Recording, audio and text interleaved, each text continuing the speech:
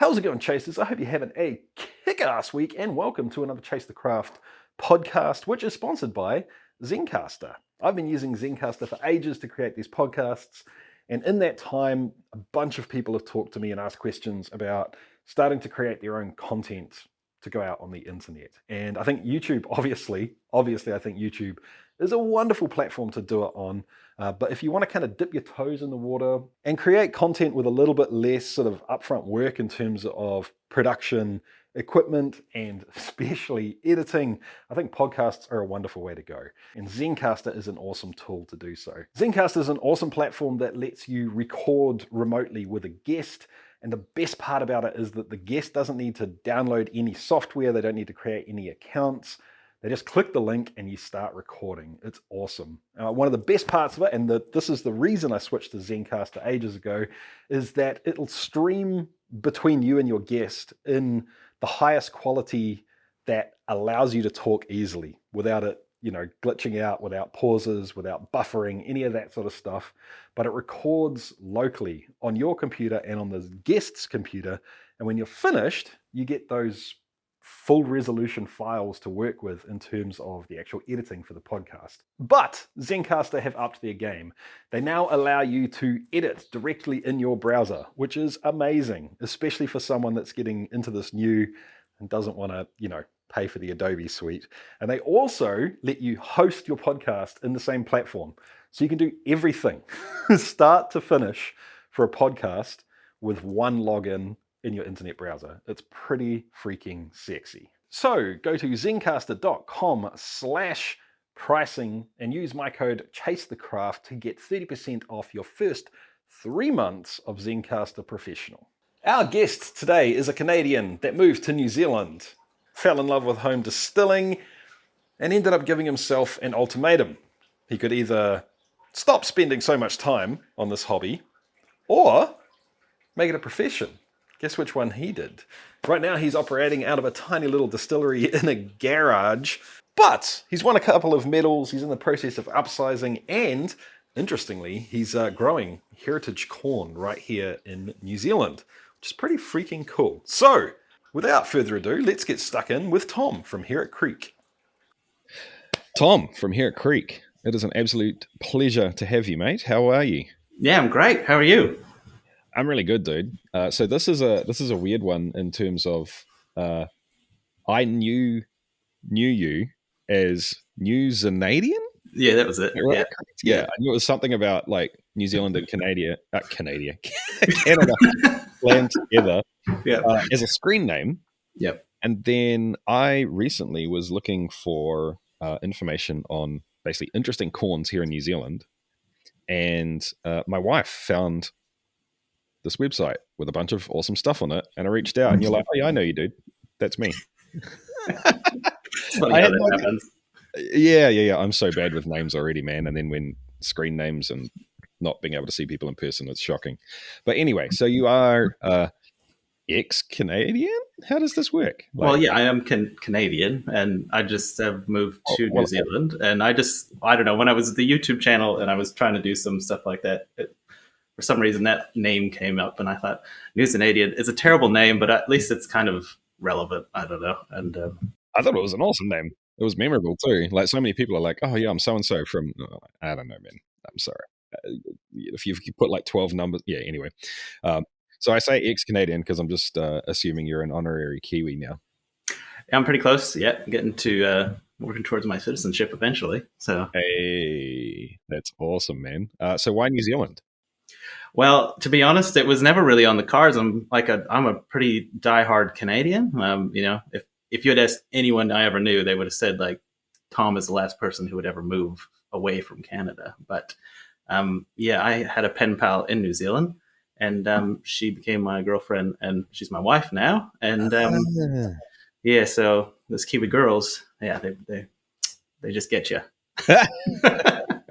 We're the opposite. I'm New Zealand, and my wife is from LA. Also, the Oilers just knocked the Kings out. Game 7, was it?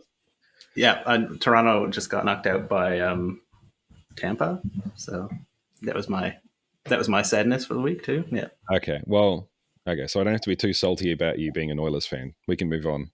Yep. I'm a Winnipeg fan. Oh, okay, fair enough. Yeah, this is a distilling podcast, Jesse, not a Okay. podcast. Yeah. Dear Lord. All right, man. So now, the reason you're on the podcast, obviously, is you're doing some cool stuff in the distilling space here in New Zealand, which is really dope. Do you want to give us a quick rundown on Herrick Creek? And I guess we can go from there. I'm really keen to get stuck into this corn stuff, but we've got some. Yeah, let's lay down some groundwork first, man. Yeah, I'll give you a little bit of like an elevator pitch. So I started Herrick Creek as a way to sort of keep doing the hobby of home distilling. I just couldn't really justify the time and money I was putting into home distilling. So I thought it's either I go into this or I'm done with it. And turns out you can open a distillery in your house. So here we are. And so the idea was, instead of making sort of the same old thing, and everybody's doing something, I just wanted to make something a bit different. So I wanted to bring in sort of more North American styles, even though it's a bit harder in New Zealand to find those ingredients and the correct materials to do it. But it was just, I wanted to do whiskey for sure. Of course, that's become very hard to do. It's very expensive. But we've now done gins.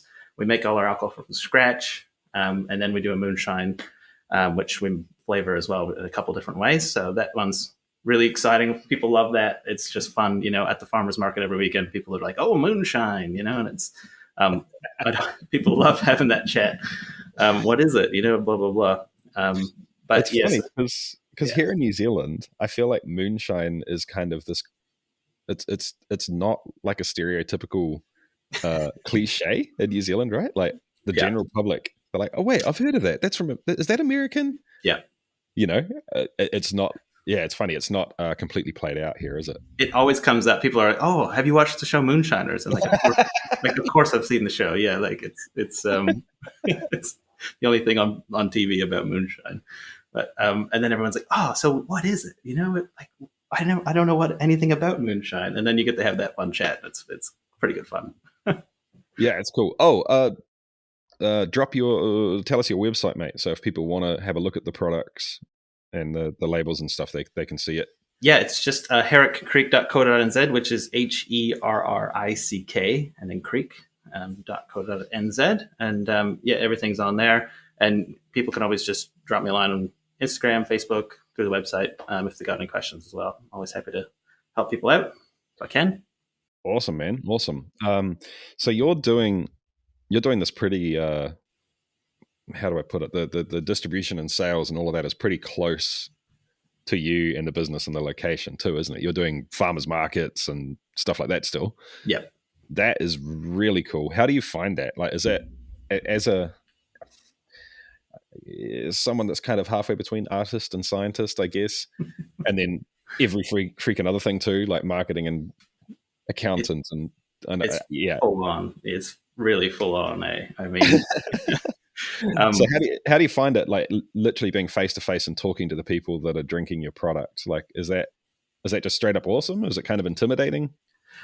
At first, like it was the scariest thing we ever did, because of course now you're putting like your face out there, and like people can say like, "Oh, this is disgusting" to your face, or something like that, or like really gasp at the price or something like that. And but so I was really, really scared about that. But honestly, like the feedback has been so good, and it's been so good to actually see people come up and be like, "Oh, I've tried this thing at this place, and I've never heard of it before, and here you are, and like, tell me about it," and they're like, "Oh, I love this and I love that," or they're just like, "Here's some ideas for you. Like, have you ever thought about doing this or that?" And people have just been really good about coming up and chatting like real people. Of course, I mean, for some reason, I just expected everyone to come up to me and tell me, "Oh God, this is terrible. Why would you start moonshine business in New Zealand?" And like, "Oh, this is disgusting," and blah blah blah. But no, it's been so good. The farmers market itself, like,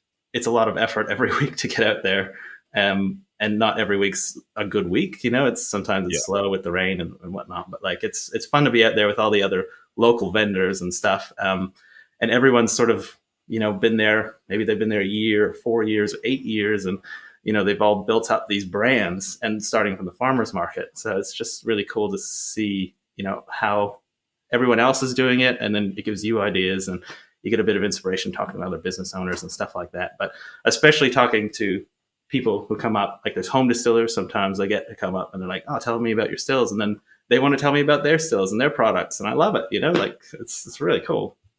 Yeah, that's pretty cool, man. I guess it's a very nice way to be sort of instating yourself, like getting yourself into the local business, the local business community, the local craft community. And I'm sure you meet, I'm sure it's a great kind of networking tool as well in terms of meeting other businesses you could work with. Yeah. We did an apple pie last year, of course. But we used the local apple juice from the farmers market. They just make it North Canterbury. So that was really cool to be like, hey, this is apple pie moonshine. We made it with apple juice from those guys just over there, and they think people love that too. Yeah, that's pretty special, man. Are you selling it any other way? Like, how else can people get hold of your product if they're into it? Yeah, it's on the website, of course. And then whiskeyandmore.co.nz. They've got most of it, I think. And other than that, there's really not too many distributors or retailers. I'm sort of keeping it quite small still until I can up production a bit. Yeah, cool. Speaking of which, you're actually running that bad boy at the moment, aren't you? Yep. That's my still Eddie. He's sort of named after somebody in the moose tail. Of course, Herrick Creek is named after the South Island moose tail. So I sort of try and name products and things around here from that story. And Eddie Herrick was the guy who used to actually go looking for the moose back when they were released and sort of, I'm losing the word for it, but he was documenting the numbers and whatnot. And he was the one that shot 2 of the moose after he thought there was a population. And it's also named after Alana's granddad, but mostly Eddie Herrick. But okay, so I don't know the story at all. Really? No, I've never. No, I feel like I'm a horrible New Zealander all of a sudden. No, inform me, sir. It's I'll give you the quickest story I can. But basically, back in 1900, the New Zealand government wanted to set up a game reserve in New Zealand, so they sent requests to the U.S. and Canada for to see if they could get game over here, which of course we did. We got red deer and stuff like that. But moose were also on the oh gosh, I'm missing the word again. But the list. And so the Hudson's Bay Company actually picked up 14 little moose. They brought them over. 10 of them died on the way here that first time, but they released them in Hokianga. And the 4 that were left, they kind of died. And the last one got shot just for being a nuisance. And then 10 years later, they ordered more moose. And I think that time they got 10 of them. And they were shipped down to Fiordland, which is in Dusky Sound is where they dropped them off. And that time they did apparently survive and breed for quite a while. So there was actually a good moose population in Fiordland. And the last one was seen in 1952, the last official sighting anyway. Right. And ever since then, every year we hear in the news like, oh, somebody's seen a moose in Fiordland, but no one's ever gotten a picture of it. So, yeah. So basically Bigfoot. Yeah, exactly. It's New Zealand, along with the moa that people say is down there too. Yeah. So what are you running on the still, man? Today's a moonshine stripping day. So, cool. I got the corn mash running, and that one was actually a bit of a stuck one. So it was not fully dry, but it was all right still enough. Oh, didn't quite ferment out? Nah. But yesterday I did a really cool one. Actually, we picked up a beer from a local brewery who's going to throw it out. And it was a stout and a lager, and I mixed them together and distilled that. And it's sort of turned out quite good, actually. I'm surprised considering there was hops in it. But I'm thinking maybe I'll call that a beer ski or something like that. I don't know, but we'll see what it does after one more run. Interesting. I actually have, I think about 3 dozen stout sitting out in the shed that are, I actually haven't tried it yet. I don't think it's horrible. Are they hopped? Yes. It's just a stout. I'm actually still not sure what style. I'm crossing my fingers, it's not an American stout, like with a huge hop. Oh, right. Yeah. But yeah, I've always been interested to see what happens when you distill a stout, because they're such big, bold flavors. The stripping run was coffee chocolate. Like it was exactly kind of what you'd want from it. Like it was really good, but with that sort of whiskey, you could tell like in the tails that was a whiskey too, like it was, you could tell it was from grain. The tails were just very grain like, but those first, like the first few liters for sure were just like chocolate and coffee, like beautiful dark flavors in there. So of course with a little bit of hops, but like it just depends on how hopped it is, I guess, how much hops are going to come through. Yeah, totally. I mean, that's exactly what I've always hoped it would be. And I was always a little bit intrigued about whether you would get that slight Marmite soy sauce thing coming through and whether that would be accentuated. And then if it did, I don't know, man. Like I almost feel like that might be fun. I mean, to have be almost savory. I don't know. I'm torn on that one. But the biggest thing I was worried about was the kind of the acrid, almost astringent bitteriness, not hot bitterness. Yeah, but just like bitter coffee bitterness. Whether that would be magnified. I can't tell you yet because I haven't finished it, but yeah, I could see that happening. Yeah. Yeah. Oh well, I'll wait until you've finished yours. Yeah. and we can compare notes. So what's I haven't actually asked you about this, but if there are trade secrets you don't want to share, by all means, be coy. But what's the recipe for the moonshine? Well, it's pretty well known to most home distillers. It's just a UJSSM. So there you go. Yep. It's actually a really good recipe. I mean, it's kind of versatile as a vodka, it's got that whiskey characteristic still to it, but it's easy to make, and you can do just so much with it, And I haven't added yeast in 2 years, and I just keep adding fermenters and just taking a bit of the yeast out of the old one and dumping it into the new fermenter. So it's great, and those flavors evolve over time. It's actually quite cool. So I don't actually add any backset anymore. I used to do that, but then it was just getting way too acidic real fast. So I just take out all the liquid, and then I just refill it up after that. I don't actually add any backset. I just add water and your sugar again and corn. Yeah. Yeah, cool, man. What yeast was it? What commercial pitch was it? Do you remember? It was M1. Oh, okay, cool. I'm trying to remember which brand of M1, but I think it was. I can't remember. Interesting. So it was a whiskey yeast. Yeah. And I'm kind of intrigued as to why you decided to go sugar shine. Like, is that just kind of what you thought would fit the quote unquote? Because I mean, let's face it, if you put 5 people together and tell them to draw swords and fight to the death about exactly what is and what is not moonshine, you probably will get 4 dead people. Yep, 100%. And I actually battle myself on this sometimes. Yeah, right. And to me, it was that like there's sort of a just traditional way of like making like an easy moonshine. Like in America, like I remember in Canada, it was always you're gonna have a flavor and then sugar.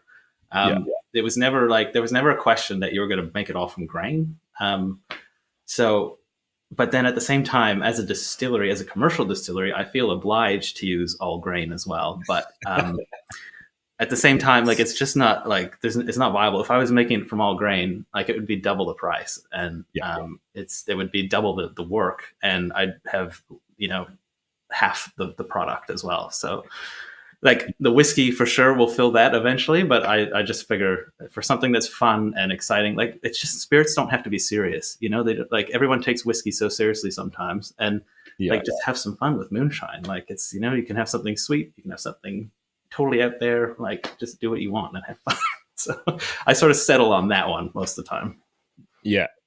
No, I totally get you, man. Yeah, it's funny, because there's people that are like, no, it has to come from America, and it has to be untaxed all corn. And yeah, exactly. Yeah. There's other people like, no, but it has to be illegal. Like you're paying tax, so that is not moonshine. Exactly. It's so fun how different people. Yeah, that's cool, though, man.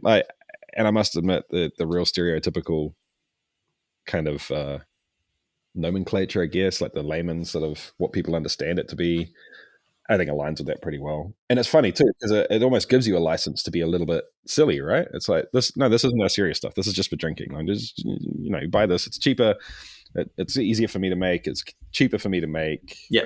Like, do whatever you want with it. Like, exactly. I mean, I classify it as a vodka. I enter it into the awards, like the judging as a vodka. Like, I certainly don't want anyone to think it's a whiskey. Like, I'm not pretending that it's a whiskey. Speaking of which, we just won a gold medal for our cinnamon version. Cool, man! And a silver for our maple. So that was pretty cool. I'm pretty excited about that. You can take the Canadian out of Canada, but you can't keep the maple syrup away from him. It's impossible. Yeah. That's pretty cool, man. Is that back sweetened with maple, or is it? It is. Yeah, okay, yeah. Cool. So I distill our regular moonshine, and then from about 75 or 80%, I add a certain ratio of maple syrup back into it. Then the rest of water down to 50%, and it's still 50% alcohol, but like that little bit of maple syrup in there adds all the color, as well as like this just a little bit of sweetness that you obviously know is maple, and it's really easy to drink. Yeah, it's great. I'm sure, man. Yeah, maple has a very distinctive, in that kind of situation, it's almost like vanilla on steroids. Yeah, in the way that it kind of cuts through. It does. Yeah. That's pretty cool, man. I'm gonna have to give that a nudge. That sounds like fun. I should have sent you some. I'm so sorry. But, no, it's fine. It's fine. I just have to. So here is the question. Yeah. Do you have the inside scoop on getting good maple syrup in New Zealand without having to sell testicles? I actually do. I mean, it depends on what you call selling testicles, but that's a different podcast. Yeah. If you ever need some maple syrup, I can get it by the liter, or I can get it by the 25 liter keg if you want. So, yeah. How long have you been in New Zealand? 5.5 years. Oh, okay, cool. Yeah. Yeah. So much before that, there was I've recently had it pointed out to me that we actually can get half decent maple syrup here, and it's not as expensive as it once was. But before I was into distilling, I was looking for it for cooking purposes, and it was just like maple flavored syrup, full stop, or like $25 for or maybe I don't know, maybe I was just shopping in the wrong places. But yeah, it is getting a little bit better now, which is good. If anybody out there, of course, for the home distillers wants good stuff, if you're in the South Island, you need to see Davis Ingredients. And if you're in the North Island, I think it's Gilmore's. Just make sure you get an account with them. They've got everything, just about everything anyway. That's funny, actually. The last place I saw it was there. Yeah. And that's the real stuff from Quebec if you want maple syrup. It's really good. That's awesome. Okay, everyone in America is going, what the hell are you talking about right now? Oh, they all want their Vermont maple syrup or something like that, but yeah. No, I just mean the fact that we're discussing where to buy maple syrup. Yep. Sorry, Americans. Yep. Yeah. You don't know how good you've got it up there. Yeah. We don't even have maple trees. We can't tap them.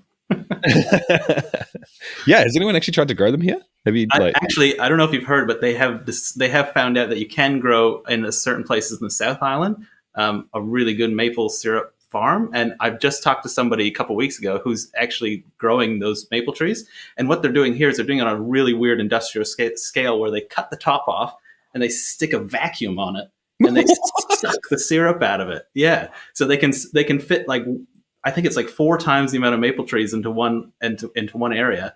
And then they just cut off the top, they stick a vacuum on it, and they're just sucking it out. That seems kind of gory. I know, right? That's what I said too. And he's like, "Oh no, it doesn't sound. It's not as bad as it sounds." I said, "It sounds bad." Like, I know these are trees, and they supposedly don't have a nervous system and all, but I know. I'm looking forward. He said he was going to invite me down once it's all operational, so I can see it. But like, yeah, I'm really excited to see because it sounds terrible, but it really does. That'd be cool, man. If you could team up with someone. I mean, there's a lot of cool stuff going on in New Zealand with like trying to get our own, ingredients down here, like the juniper hunt, of course, the great juniper hunt for New Zealand. And then now the maple syrup, that one's going to be really cool. So, and I think now, like, of course, with all the rum producers, they're trying to find more molasses that can be made down here and stuff like that. So, yeah. Yeah, man. I did a video a little while ago with Matt Petrick. Yes. did a I saw that podcast one. and then a video. And I looked for so long to try and find a way to get cane, like fresh cane would have been awesome, or fresh cane juice, or even pasteurized cane juice, or just something like that. And I just couldn't.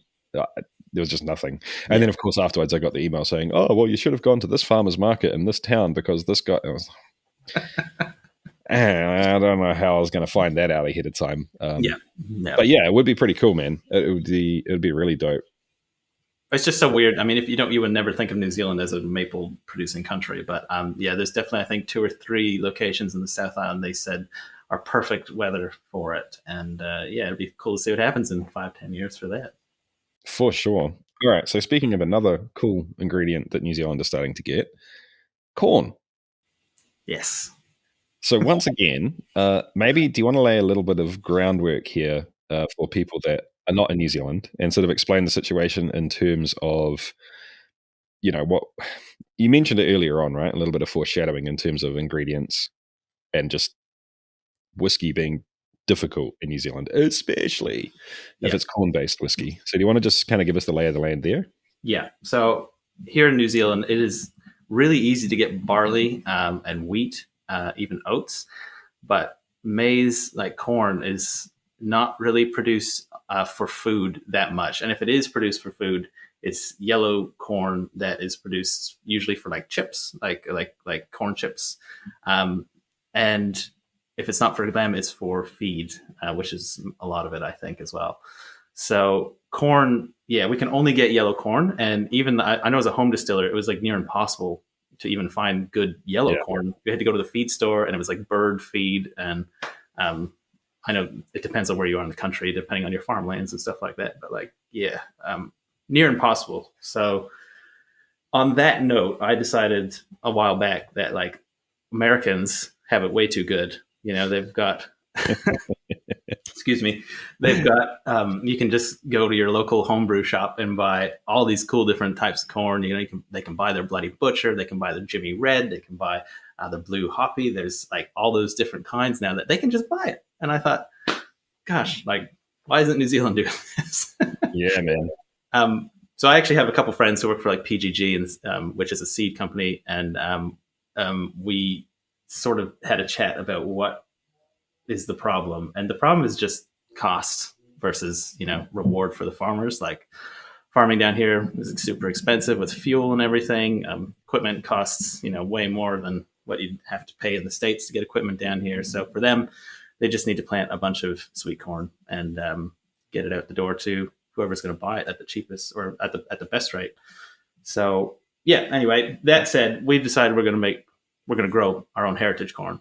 Cool. I don't know if you want me to just talk about that a bit. Please. Yeah. So finding heritage corn seed in New Zealand was pretty hard to do as well. But there's a couple gardens up in the North Island who sort of preserve those seeds a little bit. So one of them is Hokianga Gardens. I believe I think they're on the the East Coast near Gisborne, I think. But anyway, I got a lot of them from there. So last year we started with blue corn. So it was actually 2 years ago. We started with blue corn, which I'll kind of show you there. It's beautiful stuff. This is actually my favorite cob, so I've kept it. Nice. I don't know if anybody would ever have a favorite cob of corn, but it's just got those these beautiful like dark blues, but also these like little white ones and like light blues. It was beautiful. So what I had to do though was buy like a seed packet, and I bought a few seed packets, of course, from a couple different places, and then grow seed stock in my backyard. And so my first year was just that, and it was a bit sad. It was about maybe 24 plants back there, and I was just making sure I'm making them as healthy as possible throughout the year.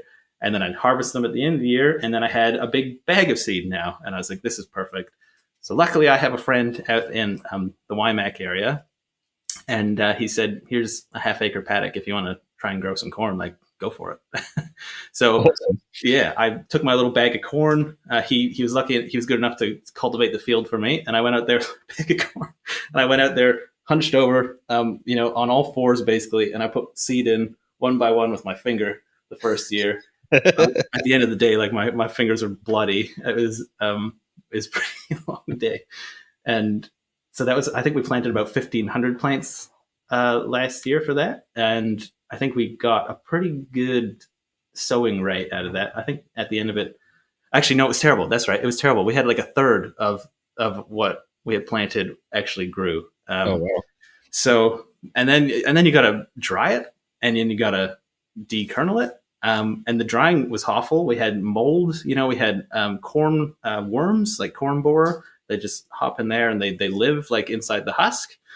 And it's really disgusting to deal with. And then you got to dry it. Yeah. So like in my backyard was hanging corn, like my entire backyard was corn last year with strings and tarps everywhere to try and keep them dry when it was raining out. And it was a mess. And we ended up with 28 kgs of corn, which was so disappointing. Yeah, that's pretty soul destroying, man. It was. How many hours of work do you think you put into 28 kilos of corn? I can't tell you, to be honest, but I'm sure it was well more than it was worth. So unfortunately, that little sample that you do have is probably worth quite a bit. Well, that's what I was kind of fishing for. I was like, how many dollars a kilo? Just in sweat equity. So spoiler alert, guys. I do have a little sample of some whiskey that was made from the blue corn. What was the grist on this, man? Is this all blue corn or? That is 51% blue corn, and then the rest is malted, just a distiller's malt. Awesome. All right, I'm actually going to pour some of this now. It is 11 o'clock in the morning, but So I think it's unfortunately going to be a very expensive release when it does eventually come out in a year and a half-ish or so. But that's so hard, isn't it? Because on one hand, it's sort of you want it out there. You want people to drink it. You want to get feedback on it. You want to be able to grow the brand and the recognition and get people talking about it so it's justifiable to do it again. Yeah. But on the flip side, you got to get paid. It sucks. Yeah. Yeah. Which is kind of the lay of the land for whiskey in New Zealand in general, I think, really, isn't it? It is. How do you feel about that? I've done a lot of work on the price sort of map of what all the New Zealand whiskeys cost, and on sort of like a 700 ml scale. And there's really the cheapest one is $75, and there's one of them. The next cheapest is $100, and there's two or three of them. And after that, they just keep going up from there. 150 sort of a pretty normal range. But there's $200, $300, $400 bottles really going around with New Zealand whiskey, which is just I don't know if it is just a matter of cost or if it's a matter of getting the cost to getting it to the consumer. I don't know exactly what has caused it, but our excise tax, of course, is like $57 per liter of pure alcohol right now, so it's pretty expensive. I think we're second to Australia only. So yeah, that's pretty harsh, especially when because I mean I don't know how you feel, but my general feeling on whiskey that you can buy in New Zealand is Scotch is actually very reasonable here, all things considering. Yeah, and you can get a really really nice bottle of Scotch in New Zealand for $150, $200. You bet you can. So it's pretty damn hard to justify. Like I find myself in this situation quite a lot, right? I mean, I guess I'm lucky enough that I can justify whiskey purchases as a flavor library for work, as I'm sure you can as well. Yes. So that sort of takes the pressure off a little bit. Like I can spend a silly amount of money on something that is interesting. Above and beyond actually what's in the bottle, right? Like this is fun. I'm hoping I'm going to be able to talk to this person, or there's an ingredient here that's really cool, or I'm thinking of making something similar to this in the future. So this is an inspiration for that. There's all this additional value that I can get out of a bottle of whiskey when I purchased it. But if I'm just purchasing something to sit down and enjoy with friends, with family, with loved ones, and I just want something yum. Yep. And complex and delicious purely as a whiskey drinking experience. It's like I could reach for that bottle of New Zealand whiskey for $150, which I'm sure is going to be nice. Or I could get that real nice bottle of Ardbeg.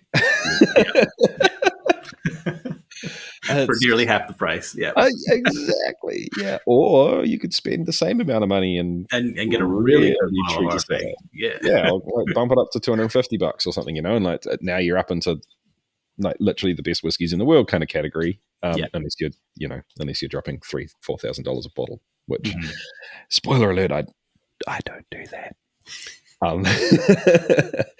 Neither do I. It's tricky, man. So I'm very torn, and I hope New Zealand finds a way to figure that out and to change it. I think there is probably in the distant future, there's probably hope. Because like now, like the professional distillers have gotten together, like we do have like a professional group.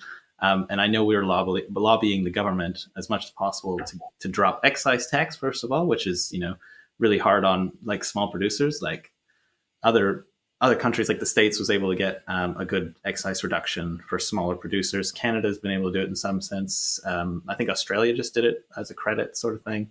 But there should definitely be like a liter per year sort of thing. And under that, you get some sort of rebate or discount or something like that. But at the same time, too, we're going to have a ton of stock of whiskey in 10 years. And no doubt the prices are going to have to come down. Right now, there's like 5 or 6 producers of whiskey in New Zealand. So like, there's no reason to be cheap exactly. There's not much competition. But eventually there will be. And everyone's going to have more stock. And it's just going to have to come down eventually, I hope so, man. I hope so. I'm very proud of the distilling scene in New Zealand. I'm proud of the fact that it's legal here. It is so freaking awesome that you can be at the farmer's market selling like legit products, commercial product, and someone can walk up to you and say, "Oh, hey, I distill at home." Yeah. It doesn't have to be this weird like wink wink nudge nudge like oh, I really know what goes into making whiskey. Discussion, like that's just awesome, and I would love to see that evolve into what happened. I've said it 1,000 times. People are sick of me saying it, but basically, what happened to homebrewing in California? Why are we not able to be one of the most progressive and creative distilling nations in the world? Because it's so free here, and we've got cool people that are into cool things. And anyway, this whiskey is super interesting, dude. I've been sitting here sipping it. Actually, carry on. Give me your thought on that, because I'm interested to hear what you say about it. I think there is room, and I think there's probably some loopholes we could work on in the future using commercial distillers as partners and stuff like that. Like, it'd be really cool if we could get together for a while. I don't know, we could put together a week or a month or something and you just book a time with your local distillery if they're keen to do this with you. And you'd obviously maybe have to pay a small fee or something, but like you could come in and make it legit use their equipment with them. And then we could actually have little competitions that way, it's a bit harder to do it if you want to do like an age thing course, but like that's a loophole at least, like there's no reason someone else can't come in here with me and make something with me. And if I pay the tax on it, it's fine. Like we're making it to the food regulations. We're making it totally above the board. There's no reason, you can't come in here and make your cool vodka with me for a week or two. And then, take it together one day and I'll just have a little bit of a competition or sampling or whatever. Oh, I guess I meant more the fact that it's legal for us to just piss around in our sheds and experiment. I would hope, and it is happening in New Zealand. Don't get me wrong. Like I sound real cynical and down on this, and I'm not. Like I'm upbeat, but I feel like there's a lot more headroom for it. If you can legally distill in your shed for 5 years, exactly like you, right? Realize you love it. Realize, hey, I'm actually kind of good at this, and I've got 5 years of experience. I'm not just like jumping into this from nothing. You can take the next step, as opposed to someone in America who is not allowed to distill and opens a whiskey distillery and has never distilled a drop of liquor in his life. Yeah. I totally agree. Yeah. It's just kind of frustrating. But yeah, I agree. That would be cool, man. It'd be cool to, I don't know. I was thinking sort of like those homebrew competitions they have in the States, they're really cool and stuff like that. I know and I think they do them in New Zealand too, but stuff like that would be fun to do eventually. It really would be, dude. It really would be. And it seems like there's so many of the commercial distillers in New Zealand are just such cool people. like yourself, it'd be really fun to have that that give and take between the hobby and the commercial side, because the hobbyists are able to do stupid shit that has no place in a you can't do that because you'll lose money. Yeah. But if you do it 1,000 times, Yeah. 5 or 6 really cool things are going to pop up that the commercial guys wouldn't have been able to discover because they've actually got to pay the bills, And then the flip side as well, right? Like there's more like, I guess, the science and the research and the scale and economy, all of that stuff can flow back to the home distilling world, and they feed each other.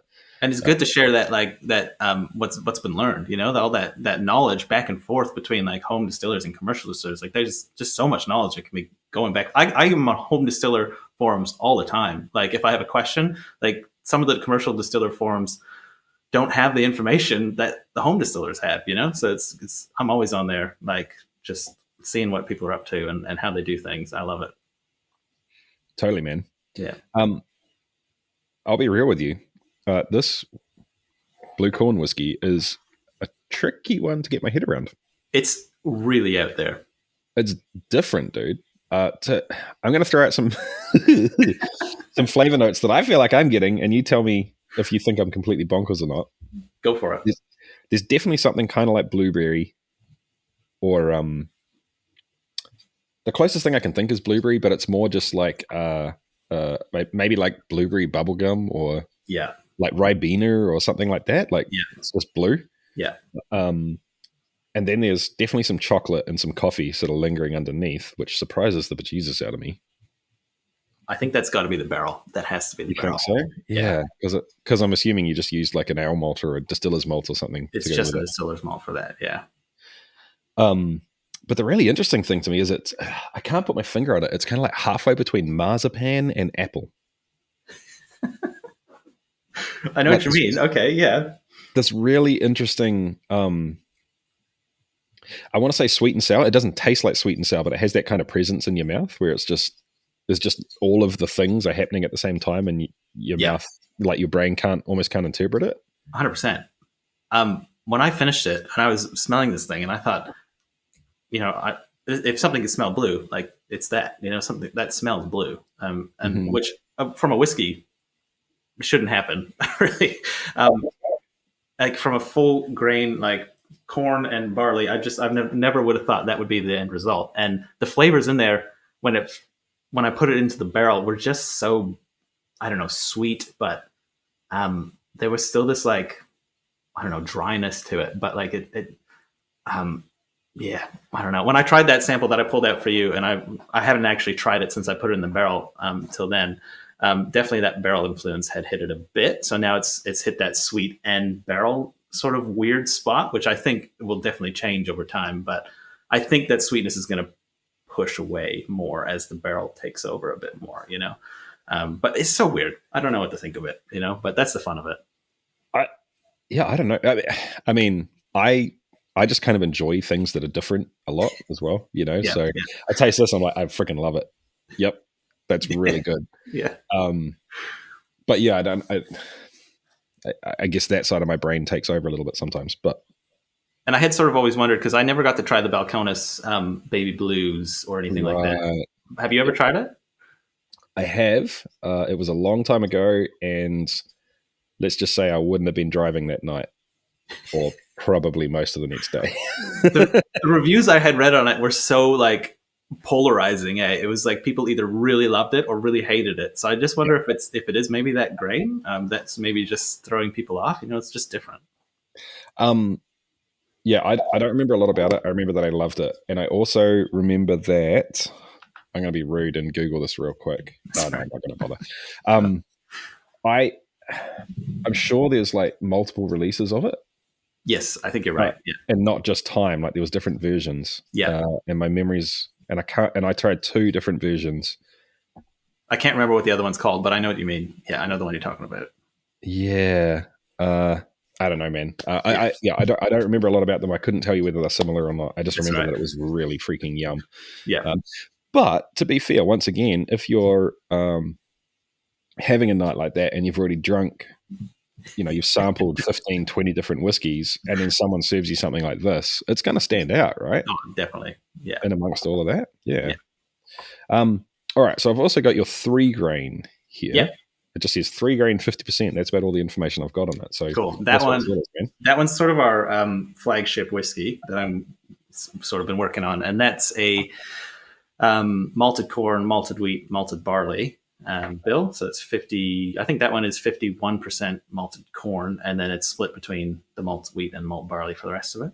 And then we aged it in 2 new 5-gallon barrels, and then I've blended them into a new 10-gallon European barrel.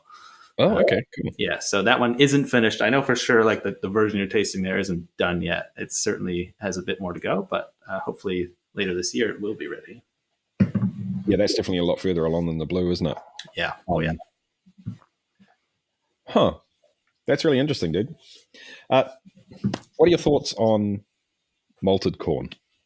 Because once again, people from anywhere but New Zealand are probably asking you what the fuck right now. This is the option we have, guys.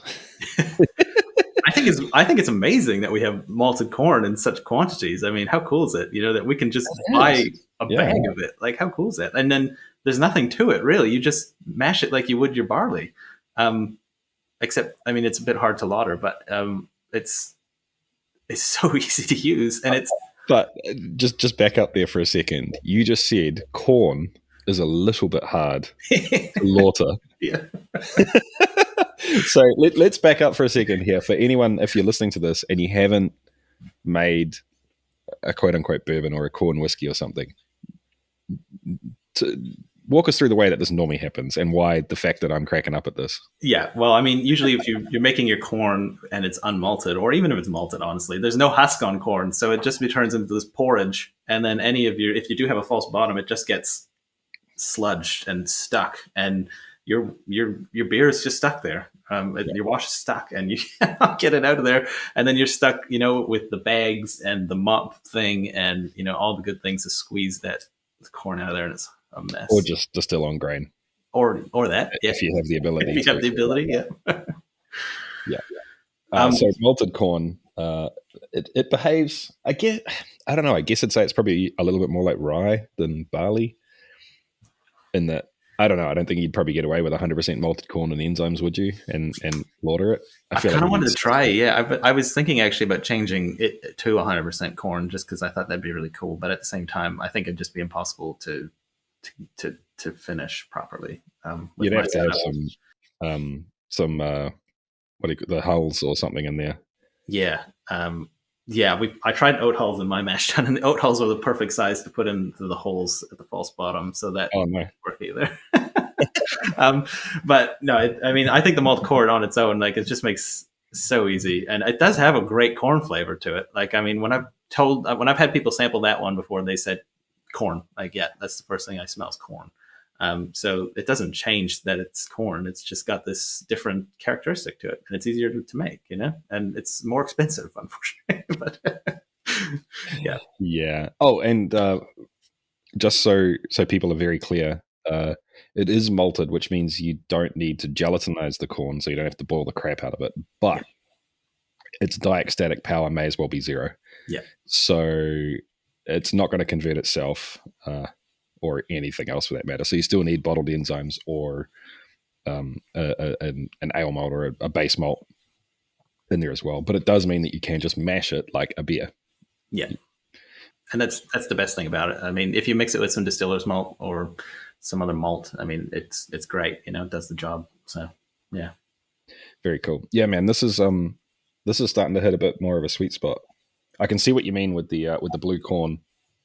It's sort of a little disjointed right now. You've got the sweetness from the malt, and then the barrel influence coming in as well, but it's not cohesive at all. Definitely. Whereas this is hitting there a lot more. You're getting some of that, starting to get some of that really interesting, like dusty old, like workshop sort of wood as well. I love that smell. Yeah, me too, man. It's so funny when I say dusty, like how else do you describe it? It's like it smells like powder. It's like cocoa is dusty, right? Like not as a form, but if you smell it, it smells dusty. And some people think I'm crazy, but I definitely understand what you mean. I mean, I grew up on a farm, so everything is dusty, and you just have that it's almost a sense more than a smell, but like it's when you smell it, it's dust. It's just I'm interested to hear what you think just on the flavor on that. Is it? I don't know if it's something going on with me lately or not, but I'm getting a bitterness on that one, and I'd love to know what you're getting. Hold on, let me palate cleanse. Take a second.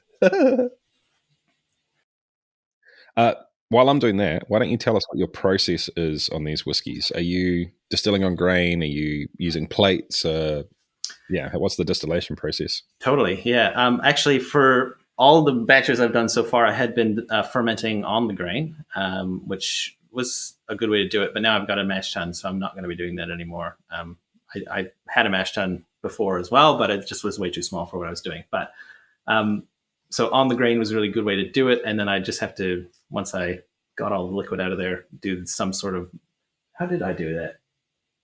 I can't remember actually how I used to get the liquid out of them anymore, but and then it goes into my still, which is run with electric elements. So I can't put solids in there. I mean,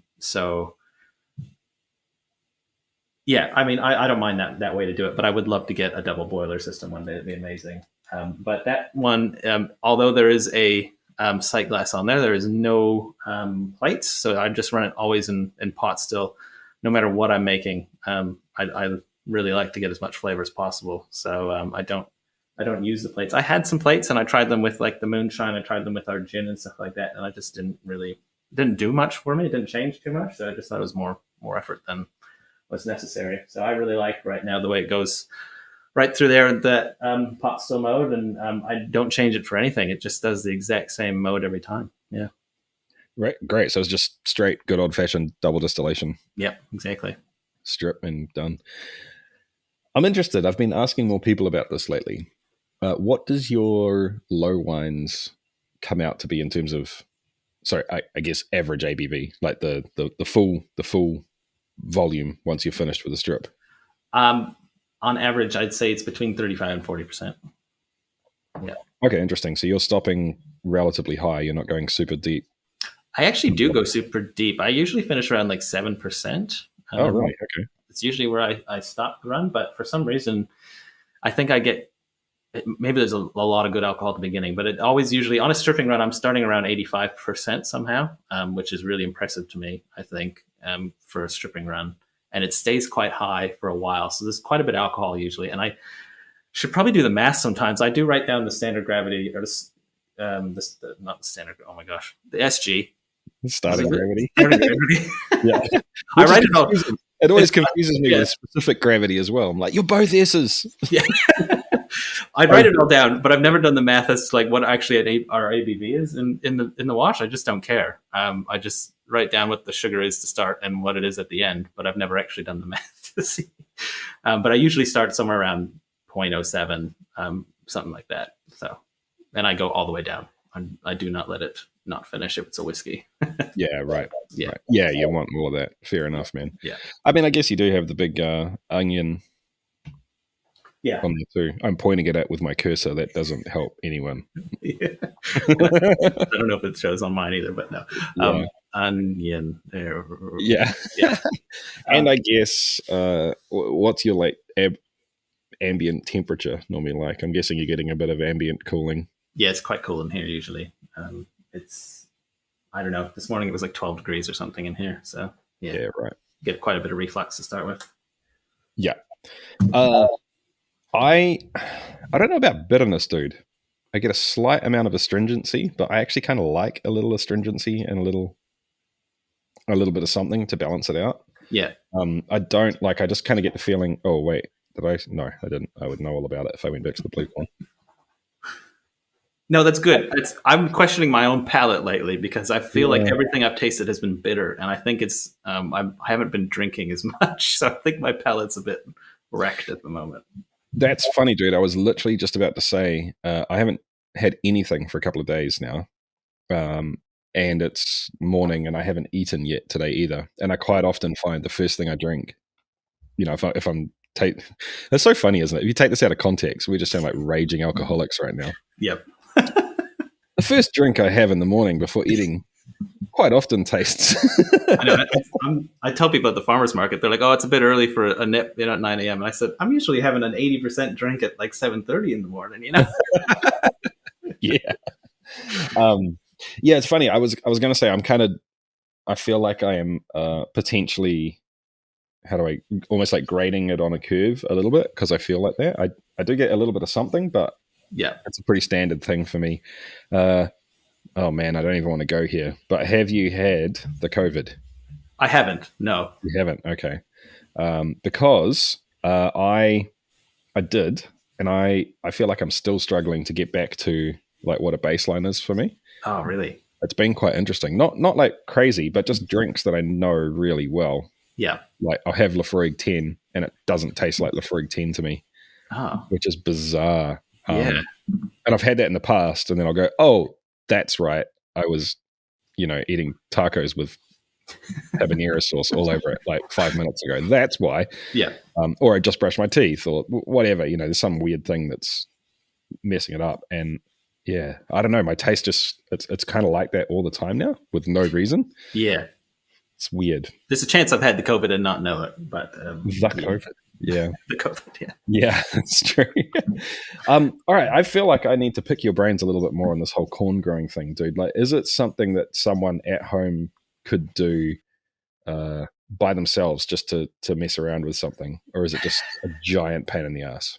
I feel like if you had enough room, like if you really wanted to dedicate a good spot in your garden to corn, because like if you grow 6 plants, you're not going to get enough, you're going to get a few maybe enough to do another field or something, but you won't have enough to really make a difference. Then again, I mean, if you're doing, 20, 50 liter batches, it might actually be really good. So like for me, it wouldn't be worth it, but like for a home distiller, it could totally be, because if you have a handful of Bloody Butcher and you chuck it in, you're probably going to taste it. If you had that blue corn, and you chuck that in something, I guarantee you'd probably get a bit of that blueberry or whatever in it, like it's, it's quite a strong grain on its own. Like corn on its own is already a strong grain, and as soon as you start changing up the flavors in it, you're still going to get that. I guess some key things I would tell you is it needs to be sunny. It needs to be like in almost a full sun spot, and they, you can look at the spacing online of how far they need to be apart, but they need to be together. You can't just plant like one or two. They need to have buddies so they can pollinate properly. And I highly suggest pollinating by hand as well. So when they finally get to that pollination stage at the top, you can shake it off into like a piece of paper, and I just blow it onto the little bristles that come off the end of the cob. That's the best way to make sure that you're going to get like a full cob of kernels every time. And yeah, you got to water them like every day as well. Water and sun, and they just need to be constantly watered so that because they just soak it up. The plants of the blue corn, they were pretty tall, but like this year with the Bloody Butcher, they were growing, I think 14, 15 feet tall. And the same with the other one that I'm growing here at home. It's above my roof. Like they were super tall. And that's just from being in the sun and being watered, so you don't need to add any fertilizer or anything. It's just a matter of taking care of them. Yeah. Yeah. Right. So it's an interesting thing, man. So it's very cool that you're doing it down here in New Zealand, because you just can't get it. Yeah. I mean, I know if you're like, if you want to get in touch with someone and say, I need thousands and thousands and thousands of kilos of corn every year and have it on you're invoiced a year and a half ahead. That's one thing. Yeah, for sure. But on a smaller, like it's not like your still is 8,000 liters. No, it's kind of a different thing. Yeah. And the same for a home distiller, right? Like literally the only way that I've been able to purchase raw corn is to go to the feed store and buy feed maize for cows. It's the only way to get it. So that's one thing. The second thing is, though, the reason I bring this up is to juxtapose that against people in Texas that I know, Iron Root Distillery in Denison. They are literally growing corn in their front, like right out in front of the distillery as well, because they're kind of doing what you're doing. They're digging up these old varieties that just no one grows and no one cares about and no one has any inclination to grow.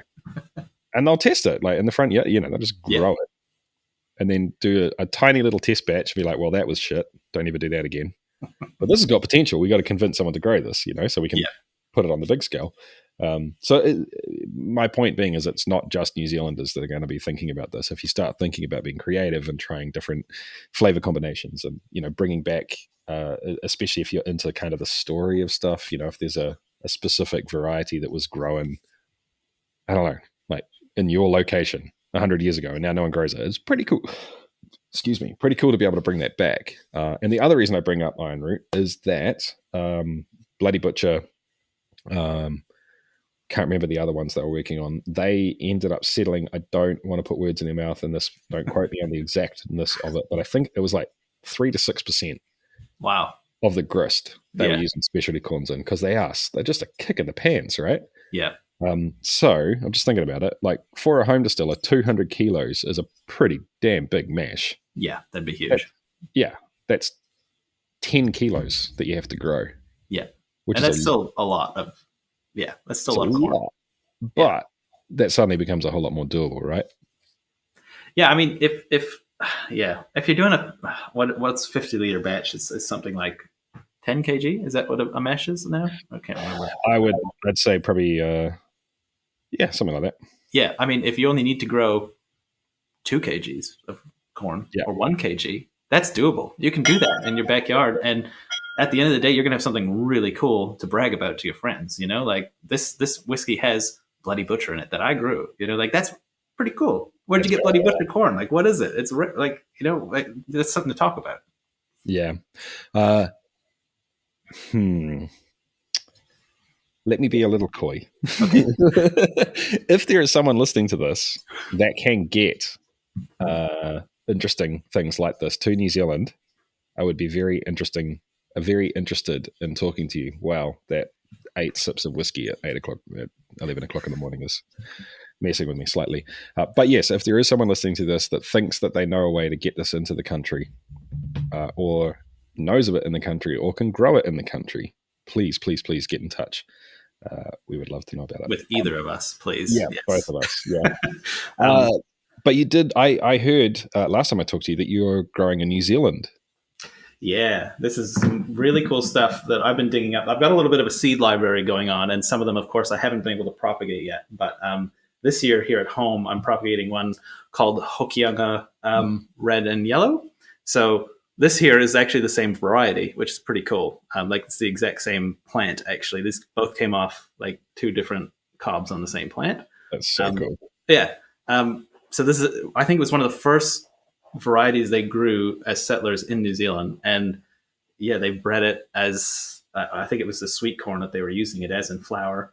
But they say it throws about 30% red and then 70% yellow, but I've actually had the opposite here. So I think it might depend on which seeds you planted, because I think I planted more red seeds than I planted yellow.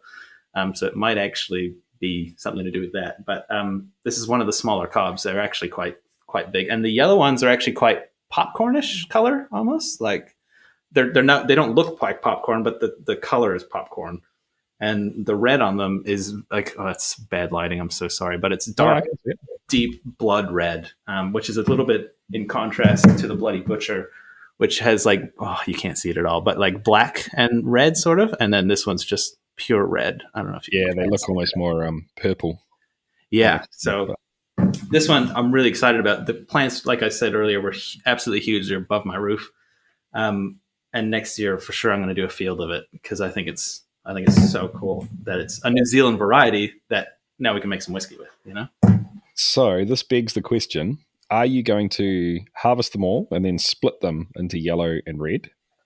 Are you going to try and control the ratio? Or is it going to be almost more like a seasonal, whatever pops out of the ground, we'll fucking mash it? That's a great question. I don't know yet. I feel like it's a variety that works with the 2 colors together. Probably so that's probably the best way to keep them, is to just plant them randomly and harvest them and keep them random. I think that's probably the best way to do it. Probably for the what's the word? The health of the genome, if you will. Like if I started just planting yellow seeds and only keeping the yellow seeds, I'm sure I'd end up with just a yellow variety after a couple of years. So the flavor, I haven't actually tried either one of them yet, so I don't know what's going to be like on their own or together. I have no idea yet. And that's kind of the fun of it, you know. I mean, who else? No one else is making whiskey with it. So like, how can I know? You know? Yeah, that could turn into a very cool, almost like a vintage. That's exactly what I'm doing. That's exactly it. So the blue corn 2004 was heavy on the red and light on the yellow, which gave it this and that, and yeah, that's pretty cool. So every year, like that's kind of the idea is like we'll release it as like this was the 2021 blue corn, this is the 2022 Bloody Butcher. Next, then it'll be 2023 red yellow, and we can even I can definitely always put like the ratios in there. I kind of love geeking out a bit on the labels, giving as much info as possible. Or if it's not on the label, it's on the website somewhere. So yeah, I mean, there's other ones too. This is one that somebody in the North Island, I believe it's in North Island, he's sort of been making, and it's called Billard, like Billard. Okay. And it's kind of orangey instead of yellow. You can't really see it on there, but the cob is orange, and it's not a huge cob. It's not too small, but it's an orange one, and that's a New Zealand variety that I'm looking forward to trying in the future. But I also really want to try some other ones like Glass Gem, which is those fancy, all these different colors with like the greens and purples and all the different things. That'll be a really cool one, but they're small cobs on that one, so I don't know if that'll be as worth it, but I think you get more cobs per plant as well. But there's also one called Black Navajo. There's Painted Mountain. There's Jimmy Red, which I can't get in New Zealand. So if anyone has Jimmy Red seeds, I would love to get my hand on some Jimmy Red because I hear it's one of the best ones for making whiskey. And they have it in Australia, so should be able to get it in New Zealand. Yeah. So this is the thing that I was thinking about, man. Like I can buy a sack of Thomas Fawcett's heavily peated malt. Yeah. And sure, it's more expensive than Gladfield's, which is, for those that don't know, it's produced, grown, and malted here in New Zealand. But it's not astronomically expensive. No. So surely there is a way for us to get some of the specialty corn that is readily available to home distillers and home brewers in America into New Zealand. So you can, I think you can get it from the States if it's cracked. I've talked to MPI about this a few times, and they're pretty strict on corn because corn has a specific disease, I guess, that they're trying to keep out. But if it's cracked and it's being used for food, you can bring it in quite easily. But of course, there's huge costs because I think you really need to make it worthwhile. You need to bring like a pallet or probably more than one pallet in at a time. A container. Yeah, and then you need someone on the other end who's willing to organize that for you. Give it up. Yeah. So, all you Americans, whoever's got some good shipping connections with some corn connections, this is the time you want to jump in and let us know. Or have you got a yacht? And a balaclava? Either way, we want to hear from you. Yeah, exactly. Yeah, that's cool. All right, man. So what about plans for the future, dude? You kind of mentioned the idea of upscaling. What's the choke point for you at the moment? What would you have to increase first? Do you mean for corn or just in general? No, just in general. Just in general. Yeah. So I'm stuck in a single car garage, which is the smallest, I think, probably in New Zealand. I don't think anyone's got a smaller distillery, even though some people have said that. But it's space. I'm so out of space. Like I'm fermenting in 200-liter blue drums, and I've got some new black ones. But that, and then as soon as you start, I think everyone's probably run into this. But if you buy a bigger still, then you need a bigger fermenter. You need a bigger mash tun. You need bigger holding things. It's just there's a choke point at every point, no matter what you upgrade in your process. So right now we're working on moving to the farm where our corn is grown. We've been looking into that. We've done some water testing, and it's really, really good water. It's well water, which is exciting. So it'll be a little bit different from just the regular city old stuff. And from there, like we're actually going to be able to have like a 2,000-liter fermenter. We might even be able to get a new still at that point. But I'll also be able to grow more corn because I'll be out there all the time. So that's going to be really cool. So this year we had that half-acre plot, which we did about half of the half-acre, so a quarter acre. But next year, I think we're going to be able to fill more of that field and then possibly do another field as well. So maybe 2 varieties going at one time, which would be really cool as far as keeping the seed library going, but also getting more of this stuff into some barrels, which would be really cool. But like the other, I mean, there's so many little choke points that I could tell you about, like, getting barrels here is nearly impossible if you want to do small barrels. And, there's storage. Getting bottles here is horrible. Yeah. Especially at the moment, I have to imagine, with just logistics and shipping and freight, It's horrible. Going insane. Yeah. Like the price of a container, I think, is still, what was it? It used to be, this is from when I was working at the old job. I think it used to be like $4,000 for a container from China to New Zealand, or from America to New Zealand, roughly that price. And then it went up to almost 30. It's nuts. It's just silly. And, it's not only the price, but it's the time. I tried to order some of our bottles like a couple months ago, and I needed them for, I told them I probably need them for July or August, and that was back in January. And they were like, probably won't get there till like November, December. And I was like, oh, come on. Yeah. What am I going to do until then? Yeah. Well, that was it too. Like, you used to be able to get a pallet, right? You used to be able to book a pallet on a container. Easy. No problem. When do you want it? Today or tomorrow? Yeah. Kind of thing. And now it's, you don't want a full container? Yeah, sorry, we can't be able to talking to you. Yeah, 100%. Yeah. It's silly. I do want to say, actually, though, because if you or anyone else ever needs some barrels here in New Zealand, I've been lucky enough to have gone through that process a few times for small barrels. So they're not cheap, but I can get them at probably a cheaper rate, than some people can. So if you ever need anything, just let me know. But even the barrels over in the States right now, they're also having troubles making them. They don't have the wood, they don't have the people, and they're selling out of them so fast because there's so many distilleries opening up in the States right now. So, I mean, it's great to see the boom, but it sucks when New Zealand doesn't have a cooperage of its own. Yeah, man. Yeah. And to be fair, there is New Zealand's got a lot of wineries, right? And there's a lot of red wine going into barrels here. But what size is your still? 200 liter. Yeah. So have you done the math on how many times you'd have to run that thing to fill one like wine barrel? Yep.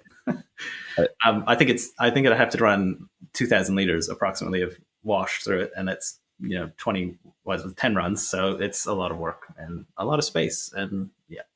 The last time I did the math, it came out at about 3,000. But that, to be fair, that was not overly high, and that was not taking into account reusing faints. Oh, right. Yeah. So, yeah, I guess that makes sense. Yeah, it's not really. Well, and you're putting all your eggs in one basket, right? Exactly. I mean, I love the little barrels because they're different from each other, and you can do a small batch and see what they do. And I'm sort of distilling it in a way where like there's not much tails in there anyway. So like it's already nice to drink. Like if you put it in the barrel, it's going to come out nicer in 2 years. Really, I'm not putting it in there to rough or to change the rough edges. You know what I mean? Yeah. Which I know a lot of people would do with a bigger barrel because you can sit it in there longer. It's going to blah blah blah blah.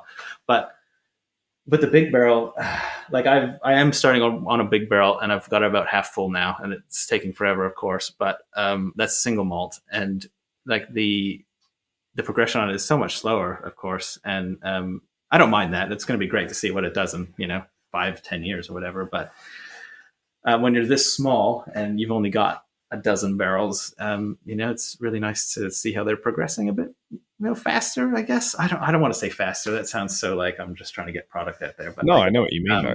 Yeah. I mean, because cash flow is real too, right? Like it's I don't know, man. Yeah, it's all testing for me at the moment until I'm into a bigger place and I can actually make more. Because as soon as I can make more and put it down barrels, I can't wait to let them sit there. It's going to be great. But it's just getting to that point. And I'm certainly not a rich man, so it's a slow process to get there. I was just about to say, you don't have a cool 10 mil in your back pocket. Yeah. You're not allowed to buy all the equipment and then not have to sell anything for like 6 years. And yeah. So, no, I mean, going back to the corn, I think this is something, it's probably not going to, unless I can get a farmer who's going to be able to do it for us in larger quantities, I'm going to have to be able to grow the seed for them to have enough for a large field too. So like, that's all, if you do that for a year and then like, so if let's say I did my quarter acre grew that all and I kept all that, well, that's the year I also don't get to make like a vintage per se of my corn. So yeah, it's all really logistically a nightmare, but I'm hoping someday we'll find someone who can grow lots of it. Or maybe someone will grow it and sell it to Gladfield and they can sell it to, like, I don't know, but like surely there's a way to do it. It's just I'm a bit of a small cog in what it would be. Yeah, totally. I mean, I guess, well, it goes both ways, right? It's cool that this is turning into more of a thing. It's cool that there's a lot more distilleries playing with, I don't know, I guess you'd call it specialty corn, right? Yeah. So as that takes off, it's going to be a lot safer bet for other people to do it. It's going to be a safer thing for Gladfields to be able to come along and say, hey, guess what? We're doing Bloody Butcher now, because every distiller that is worth their weight in the whiskey industry is going to know what that is. Yeah. Right away. So that's kind of cool. On the flip side of things, it'll be also kind of nice to be able to do something that is pushing the push the boundaries a little bit and actually be experimenting and not just following. And I think that's another problem, if I can pull on that string a bit, is just that when I was talking to the good people at Gladfield, they said that the maize malt really doesn't get touched by distillers in New Zealand, which is a shame because it's, I think right now the main ingredient for New Zealand whiskey is barley, and everyone's doing it one way or another, whether it's from Gladfields or they're growing it or it's from a different producer. It's barley first. And I think there's maybe a couple ryes now, which is really cool to see coming in, but I don't know that there's much even wheat or oats or anything else. So it's it'd be really cool to see if we could see some more grain varieties coming out from some New Zealand whiskeys. That'd be really neat. Which is actually funny, right? I didn't finish my thought earlier on. I got distracted. But the point was that Scotch in New Zealand is very affordable, even like compared to anywhere. Yeah. Bourbon in New Zealand, not so much. Like the idea that you're going to walk into a bottle store and buy a really nice bottle of bourbon and a really nice bottle of Scotch, you're going to pay so much more for the bourbon, especially compared to the price that you could get the bourbon for in America, right? Yeah. So if it's a $15, $20 bottle in America, you're probably paying, I don't know, anywhere between $40 and $60 here, depending on the day. That sounds right. Yeah. As opposed to Scotch, where if you walk into even the distillery in Scotland, you're only paying a little bit more for it here in New Zealand. Yeah. So there's kind of, it's funny, I hadn't thought about this before. I feel like there is more of a competitive advantage for a New Zealand distillery to be distilling with corn, because the higher price that a New Zealand distillery has to put on their bottle can better compete with really expensive bourbon in New Zealand. I had never really thought about that, but that's a really good point. I never, like, that just literally when you said that, it just popped into my head. Yeah.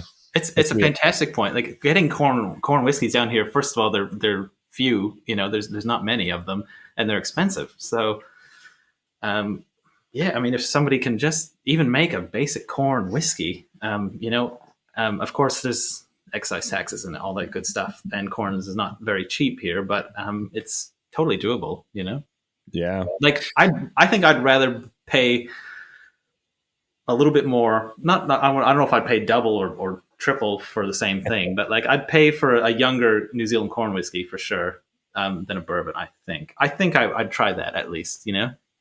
I would be more likely to try it, because it's closer to the price. But I guess there's the problem too, where the corn is more expensive. Or the most bourbons are about $100 anyway. Like, good bourbons are here, right? Like, they're quite expensive. I think you could easily make a corn whiskey for $100 in New Zealand. It might. They do exist. 1919 had one. But yeah, I don't know. It's an interesting thought. Did he? What was it? I wonder too. I kind of feel like there's still a bit of the old, maybe it's old English kind of sentiments where New Zealanders think that bourbon's not very fancy.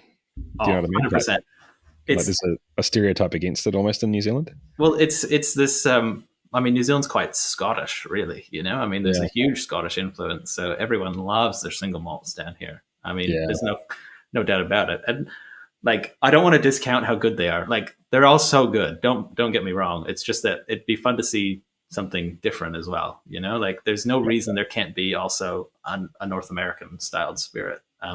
You know, like New Zealand has a bit of Scotland, and it's got a bit of American climate. Like it's kind of both mixed into one. There's so much you could do, and it depends on where you are in the country. Like down south, for sure, very Scottish sort of weather, but up north, you're almost getting into nearly like those Texan climates, not Texas, but like, you know, close to that sort of subtropic for sure.